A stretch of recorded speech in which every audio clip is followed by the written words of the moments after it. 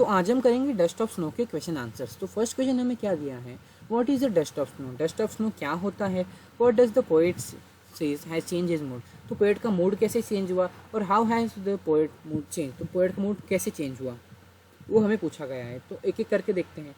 The dust of snow refers to the snowflakes and its fine particles. तो मतलब कि जो snow के जो छोटे छोटे से पार्टिकल्स रहते हैं, एकदम फाइन पार्टिकल्स, उसे बोला जाएगा डस्ट ऑफ स्नो। उसके बाद the poet mood change due to the sudden shower of snowflakes. तो पोएट का मूड इसलिए चेंज हुआ क्योंकि देखो जो स्नो पोएट के सर पे गिरी उसकी वजह से उसे एक शार मिला, जिसकी वजह से उसके अंदर पूरी एनर्जी भर गई और वो हैप्पी हो गया। अब देखते हैं third one. He was in dismay earlier, but it changed to a happy, joyful mood as he felt refreshed and energized to enjoy the rest of the day. तो क्या था, वो पहले उदास था पोएट, कोई बात से उदास होगा पोएट। तो क्या हुआ, जब शार लिया उसने, स्नो का शार उसके ऊपर गिरा, तो क्या हो गया, वो एकदम अचानक से एकदम खुश हो गया, जॉयफुल मूड में हो गया, और साथ ही साथ उसके अंदर एकदम एनर्जी जैसा भर गया। तो उसने बोला कि मैं अपना दिन ऐसे वेस्ट नहीं करूँगा, मैं अपने दिन को पूरा यूटिलाइज करूँगा। तो उसने क्या किया, उसने पूरे दिन को एंजॉय किया। तो अब हम देखते हैं क्वेश्चन नंबर 2। क्वेश्चन नंबर 2 में हमें 3 क्वेश्चन और दिए गए हैं। तो रॉबर्ट फ्रॉस्ट ने क्या बोला है कि ये जो तीनों क्वेश्चन है एक एक करके सॉल्व करो। तो फर्स्ट क्वेश्चन देखते हैं क्या है।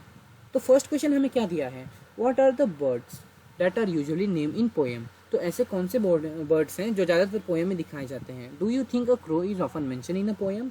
तो क्या आपने कभी देखा है क्या कि क्रो को कभी पोएम में मेंशन किया गया है। What image come to your mind when you think of a crow. तो हमारे मन में क्या इमेज आती है जब हम क्रो के बारे में सोचते हैं। तो हमारा आंसर स्टार्ट होता है, generally poet considered bird and tree to represent beauty and positive quality such as parrot, peacock, कुकॉक,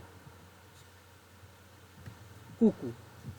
तो मतलब इधर क्या बोला गया है कि जनरली क्या करते हैं पोएट लोग, पैरोट को, कुकू को, पीकॉक को दिखाते हैं, क्या करने के लिए, पॉजिटिव क्वालिटीज दिखाने के लिए, पॉजिटिव चीज़ें दिखाने के लिए।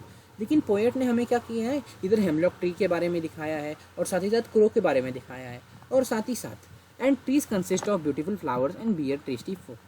तो मतलब और क्या करते हैं, पॉजिटिव क्वालिटी और भी चीज़ें दिखाती है, जैसे कि tree consist of beautiful flowers, ऐसे पेड़ जो क्या करे, बहुत सारे अच्छे अच्छे फ्लावर्स रहे जिसके ऊपर, और टेस्टी टेस्टी फ्रूट्स लगे रहे। तो ये सब क्या करते हैं हम लोग आज तक दिखते आए। तो पोएम में ज़्यादातर यही सब यूज़ होता है। लेकिन in this poem Frost mention a crow in the poem which is often not use in poem by poet. तो मतलब कि कोई पोएट जो है कभी ज़्यादातर क्या कभी नहीं, कोई भी क्या करता है, क्रो को या फिर हेमलॉक ट्री को क्या करता है अपने पोएम में यूज़ करता है, लेकिन पोएट ने किया है। Generally a crow is a black colour bird that has a harsh voice and is considered a symbol of bad ओमन। Therefore, the word crow in the poem depict horrifying and depressing pictures to our mind। तो मतलब कि जो crow है वो black colour का रहता है। अब बहुत लोग को देखो ब्लैक कलर पसंद नहीं है, लेकिन ब्लैक कलर मुझे तो बहुत अच्छा लगता है, ब्लैक कलर मेरा फेवरेट कलर है। अब पता नहीं क्यों लोगों को ब्लैक कलर पसंद नहीं लगता। क्रो तो देखो, क्रो ब्लैक कलर का है इसलिए क्या नहीं पता।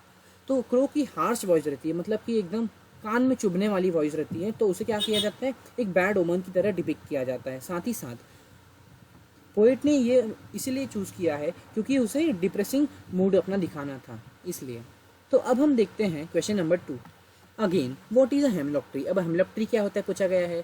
Why does not the poet write about a more beautiful tree such as a maple और oak and a pine tree. तो मतलब क्या पूछा गया है कि पोएट ने मैपल, ओक और पाइन ट्री जो इतने अच्छे अच्छे ब्यूटीफुल ट्री है, इसे छोड़कर हेमलॉक ट्री को क्यों दिखाया है, ये हमें पूछा गया है। Frost mention a hemlock tree that is a poisonous tree है हैविंग स्मॉल वाइट फ्लावर्स। तो क्या है, हेमलॉक ट्री एक पॉइजनस ट्री है, ये फ्रॉस्ट ने पोएम में दिखाया है। The poet however did not choose the maple, pine और oak tree that symbolize beauty and joyfulness.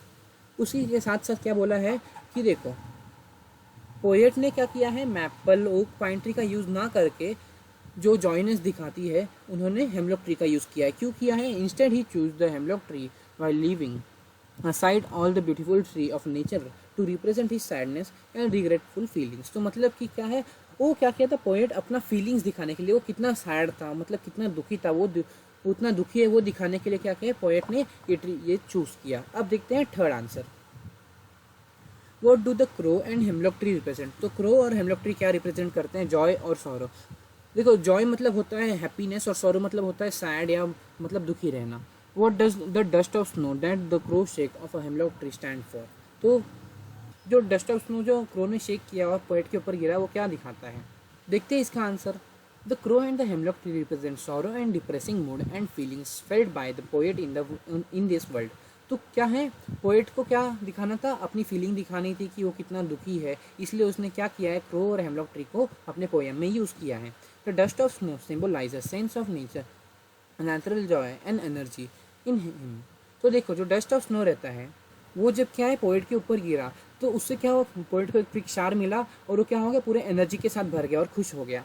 The dust of snow that the crow shake off a hemlock tree refers to the sad and depressing moment expressing by the poet initially which were gone as he entered into a joyful and optimistic feeling।